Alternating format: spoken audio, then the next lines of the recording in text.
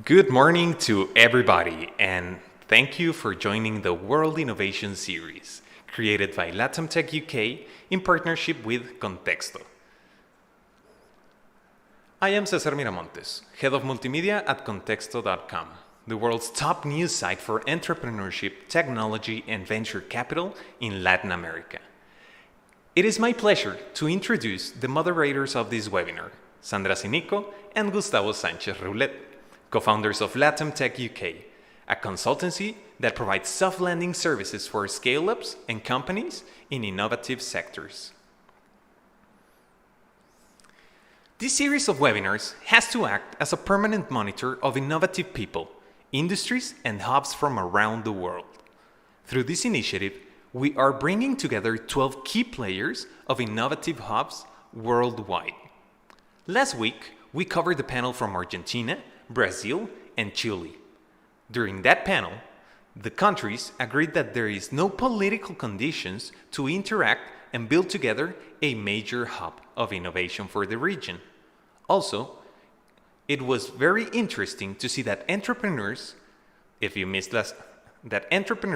the civil society acted very fast to surpass the pandemic impact and bring up solutions to face these tough times. If you missed last week's panel, I strongly recommend you to check it out.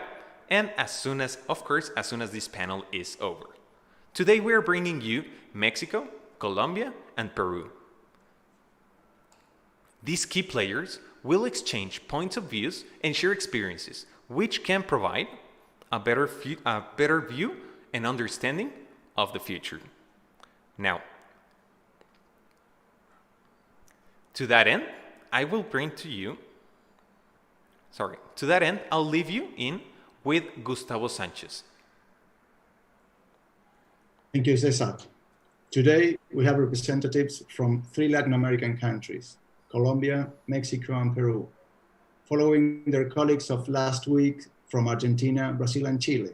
They will be addressing and showcasing how their countries face the pandemic, the challenges they encountered during the process of preserving local innovative industries, and what were the results of their actions. Here, we will talk about all the key players, civil society, governments, and enterprises.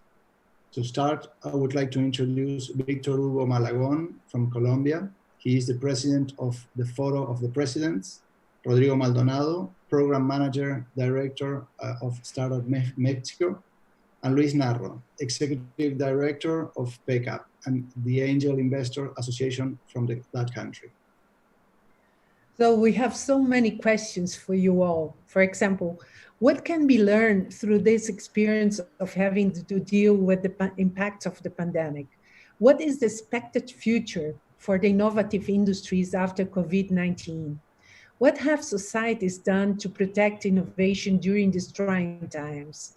And in what ways did they succeed? And what are the key lessons we can take from this?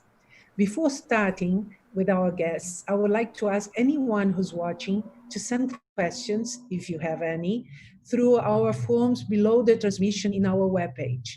The questions will be answered after the presentations of the panelists. So to start with, I would like to invite Victor Hugo to make the first remarks. Victor, the voice is yours. Thank you, Sandra, and good morning for everyone.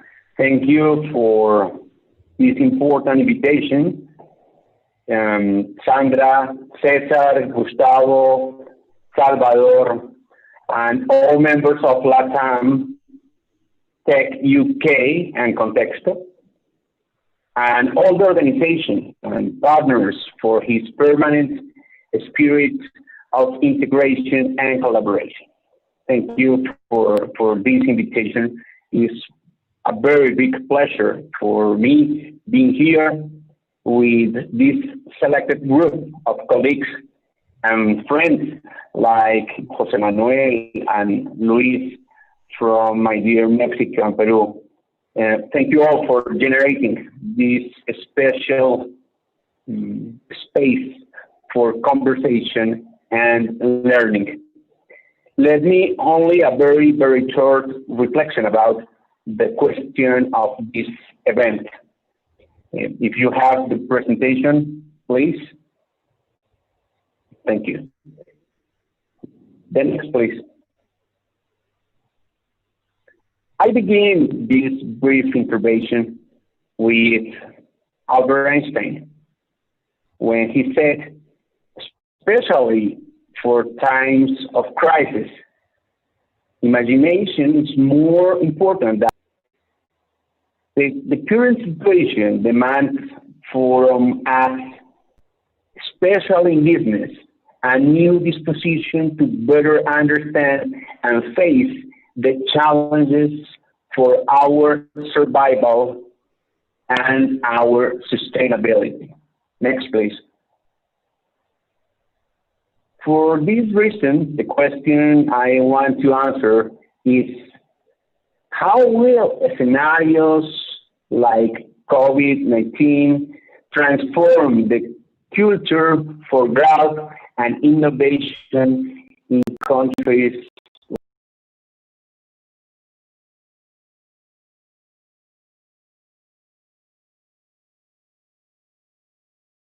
like Colombia? Next, please. And let me approach the answer from the perspective of my professor, Ronald Heifetz. The single biggest failure in the exercise of leadership is to treat adaptive challenges like technical problems, and therefore to apply technical solutions. The need to differentiate between technical and adaptive challenges is crucial to managers and leaders. Appreciating this difference will provide us with the possibility to clearly define the purpose and the more effective line of action. Technical challenges are those can be solved by the knowledge of experts. Adaptive challenges are complex and ambiguous in nature and may be volatile and unpredictable because are generally related with the cultural dimension of people, our behaviors, our beliefs, our emotions, our traditions even. Solutions to this type of challenges usually require people to learn new ways of doing things, change their attitudes, values, and norms, and adopt an experimental mindset. Next, please. I don't have one. For that reason, sorry. For that reason, technical problems are easy to identify, often lend themselves to quick and concrete solutions, often can be solved by an authority or expert. People are generally receptive to technical solutions, and technical solutions can often be implemented quickly, even by decree. On the other hand, adaptive challenges are difficult to identify and easy to deny, require changes in values, beliefs, goals, relationships, an approach to how to accomplish goals. People with the problem are the main actors who need to do the work of solving it, require change in numerous places, usually cross organizational boundaries, therefore require systems thinking. People often resist while acknowledge the existence of the adaptive challenges. Solutions require experiments and new discoveries. Adaptive challenges require adaptive leadership. Adaptive leadership is based on the principles of shared responsibility and continuous learning. Next, please.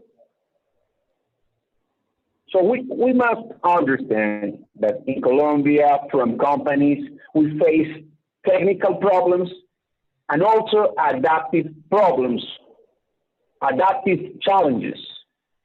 We are, for example, a country with 50 million people now. Colombia is the most populated country in the world, the 28th most populated country, and the 3rd in Latin America. Next, please. We are a country of entrepreneurs, as shown by the main indexes in the world. Next, please. Colombia is leading in sustainable development, in sustainable growth in the region.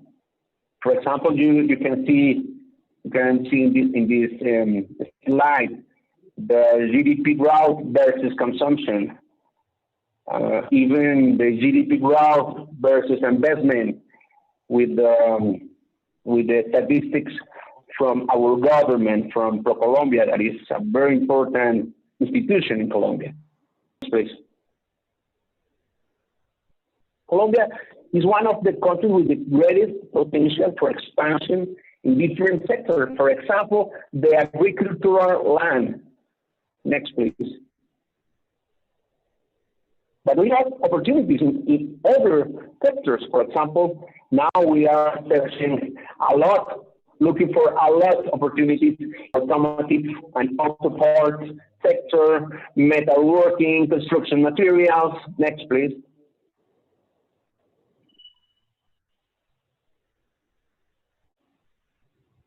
A good example is our first Colombian unicorn, that is Rappi, a very interesting and big from the private sector. Next, please. We are better understanding the application of exponential technologies in different sectors and industries. In summary, we have different technical challenges, among which I highlight the following: the need for a better legislation promotes innovation in industries, better access to infrastructure and technology, higher social appropriation of knowledge for the application of exponential technologies in business, of course, new financing schemes for innovation, among others.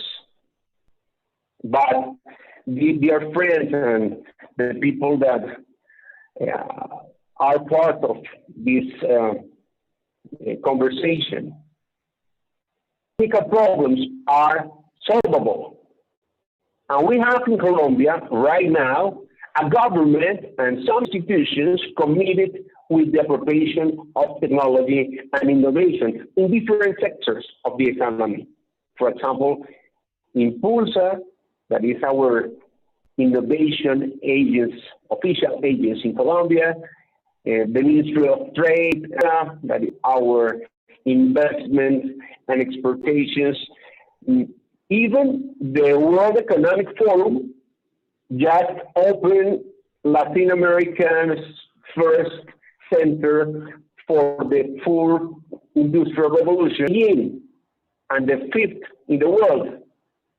Medellin, for example. Medellin is one of creativity worldwide, one of the most violent cities in the world 30 years ago, is today an example of innovation and entrepreneurship. Believe me, that technical problems will be solved with technical solutions that are already in place. Next, please. But the most with the on sustainability term are the adaptive challenges of Colombia. But I'm afraid that they are very similar in Latin America, in Peru, in Mexico. Trying, respecting the time, allow me to share with you three important adaptive challenges for the innovative industries in Colombia now. The first one, language flexibility. Language, from my point of view, is the most powerful expression of culture. Unfortunately, in our country, we create great language barriers between academia, universities, business, the state, the government, and the civil society. We must try to improve the dialogue between university, companies, government, and civil society. I personally admire this model. Is known triple or tetrahelix. Next, please. The second challenge, adaptive challenge, is for me the consolidation of a cooperation to create sustainable value in the triple bottom line: economic, social, and environmental value. And for this, it is necessary to develop trust and social capital. Social capital defined by Professor Francis Fukuyama as the social skill to work cooperatively in the achievement of common goals. It's so hard for our society to develop this type of skills. Next, please. And the third adaptive challenge is learn to unlearn in order to relearn. This is one of the most difficult adaptive challenges because it implies an intensive cultural transformation in the long term. We have to change our mind. Next, please. And finally, one of the most important cultural challenges in Colombia is to overcome our egos.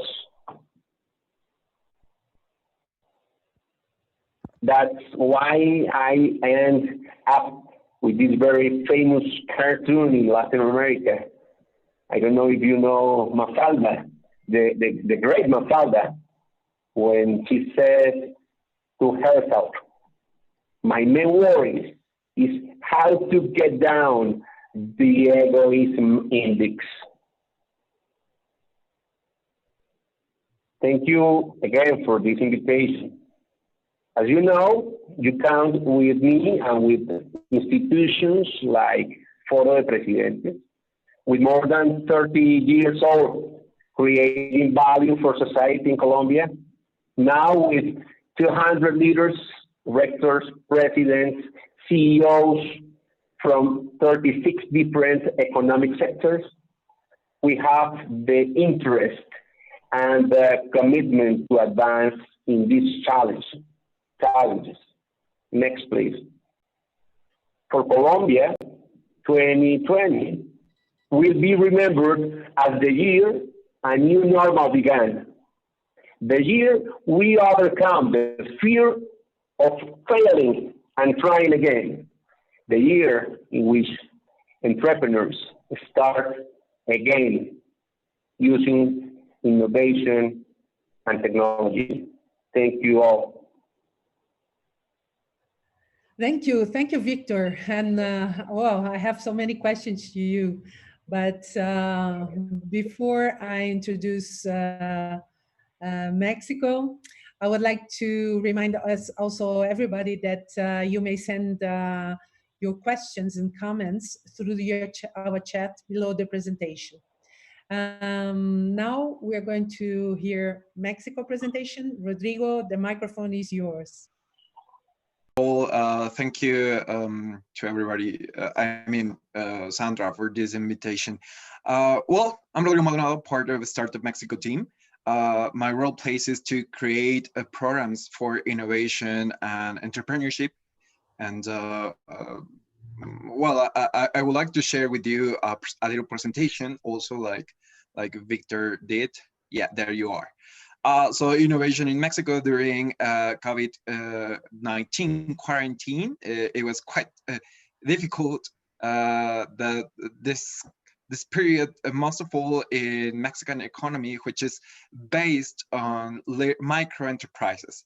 So I would like to see Mexico. As you can see, we are very creative. I mean, every single business in Latin American area is, I think the main point is to create, is to have creativeness into their offer. So as you can see, we love to drink coffee, but also some beverages like pulque, for example. So we create sometimes this kind of business, and we identify this kind of activities like creativity, but not. This is not innovation at all. Next, please. This is not innovation at all, because sometimes in Mexico, at least in Mexico, we identify common problems. For example, during the first bimester of this year, we went to run out and have fun with our couples or our friends, and then we could visit the coffee shop or the gym. But now we are trying to keep our distance, our healthy distance, as we said. But it's quite hard to change this mindset and not to go to crowded places. Next, please. So this is a little example that we found into entrepreneurship innovation, for example. This is apapacho, which can be translated like warming, like charming, for example. This is a little business and a micro enterprise, which originally was a coffee shop, and they got into financial problems, of course. And then just to keep alive into the market, they create this option, this little innovation for their process, for their value proposition. So they create this little coffee shop, mobile coffee shop. So if you want to have a birthday party with your couple or with your family, you can even go to open spaces, of course, with healthy social distance. And Apapacho creates very great, I mean, a warming space where you can find this kind of solutions. I mean, they put the coffee shop wherever you want it to be. So that is the resilience that sometimes we can see into Mexican entrepreneurship, and of course the way they use innovation in order to keep alive into the market. Next, please. So there were some programs, for example, and there are some programs also that are running out. For example, Nodos in Mexico, which is created by an institution that push entrepreneurs to go. abroad, to go abroad. Knows Mexico create some programs, and they looked for innovation hubs into Mexico that create some programs or solutions to maybe give training for people into innovation knowledge or entrepreneurship knowledge. Just in order to use this time, this close time. I mean, the time that you spend into your home, instead of watching just TV, you can take some workshops, for example, or take a little class just in order to promote innovation and entrepreneurship. Also, next, please. Also, there were this organization, as you can see in the center of the screen, you can read CONACYT, which is a government organism that promotes science and technology. They create this option in working with the government, with Mexico's government, to look for science and technology which can solve some investigation about coronavirus in Mexico, and also which this kind of call, this kind of this kind of researches were promoted just in order to can help Mexican society to have this tolerance and this resilience against COVID, for example. So there were technology, science activities to society, just in order to give Mexican society power, or to empower them. Next, please.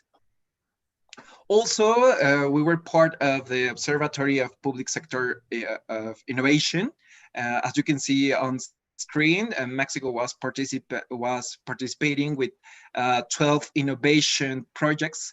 You can look for your country also into this amazing in this amazing program, because it was a program. So this tracker shows that next, please. This tracker shows that we have options, 12 in innovative projects, as you can see on screen. Most of them came from Nuevo León, which is in the northest part of the country. But also we saw that there are some activities in the southest part. For example, Tabasco create a digital response to help a small business to start to run during the new normality, as we want to see. Also, Mexico City has a new platform to help digital, or to encourage digital platforms into business. We have a Nordest coordination of Mexico, which is made by 5 states in the northern part of Mexico. Well, as you can see, we were participating even internationally to create this kind of solutions. Next, please. Also, for example, I was reading last night, looking for information to this presentation.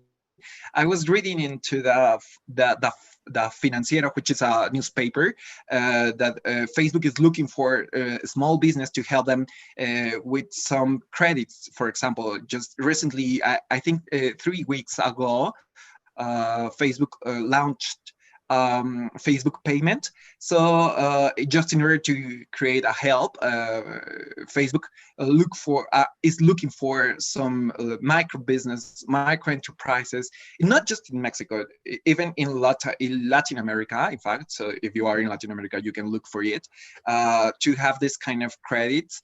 And I think it's a huge option to promote micro enterprises, entrepreneurship, and of course innovation, to raise options during this hard period. Next, please. Also, by our horizon, Startup Mexico has some products or some projects to help innovation and, of course, entrepreneurs. For example, we have a huge enterprise that is Rotoplas.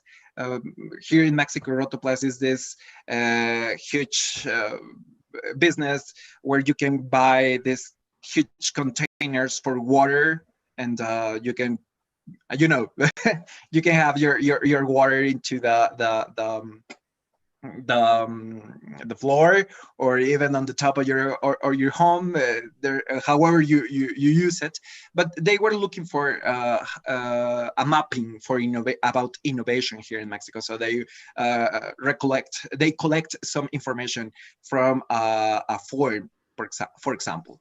Also, we create Mente Medica, which is the translation could be medical mind, which is a social network for doctors, investigators, and scientific people who were looking for information just in order to create COVID researches in order to look for an answer. For example, Russia did this morning. I was reading early in the morning that they have a first vaccine, right? So that's the same point that we want to do with Mente Medica, to a reunion, to join lots of in this kind of field. Yeah. Next, please. Also, we were looking for entrepreneurs that could participate for EWC, the Entrepreneurship World Cup, and we were looking for idea, early stage or scale up stage, for example, into some startups or entrepreneurship, just in order to help them to go abroad or have a solution to participate, in order to participate and let them go to Saudi Arabia next year. And finally, we have this challenge, this Smart Agri-Food Summit, where we promote innovation for food here in Mexico, but also coordinating with, in coordination with the Startup Europe ecosystem, just in order also, again, to take our knowledge, our innovation, our startups and entrepreneurs to go abroad and make higher their value proposition. Next, please. And there you are. That happened here in Mexico. So if you want to have a little chat with me, there you can see my information. And I know there are going to be some questions at the end, so it will be nice to talk about it. So thank you, Sandra. Thank you, Rodrigo. And now finally, let's know what's happening with the innovative industries in Peru and how they are dealing with the pandemic. Luis Narro, please, your first remarks. Thank you, Sandra. Thank you, Cesar, Salvador, Gustavo, Victor, and Rodrigo for participating and for this invitation. Yes, next slide, please. Yeah, so I want to do a brief introduction to our innovation ecosystem. As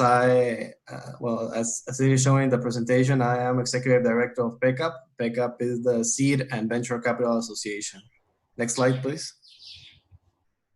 Okay, so I built an agenda on 3 main points. Just a short intro on who we are in PECAP. How was the innovation scene in Peru before COVID-19?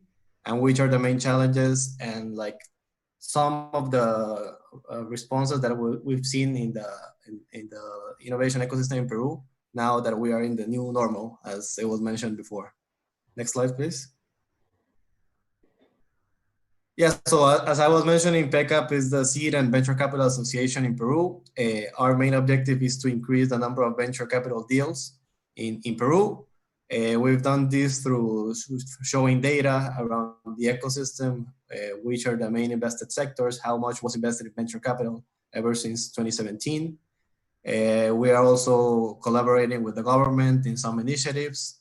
As Victor was mentioning before, in our countries we still lack more focus from the public sector in the innovation, innovative industries, and that's part of our role. Also, sharing what we think as the Association of Venture Capital Investors here in Peru. Next slide, please.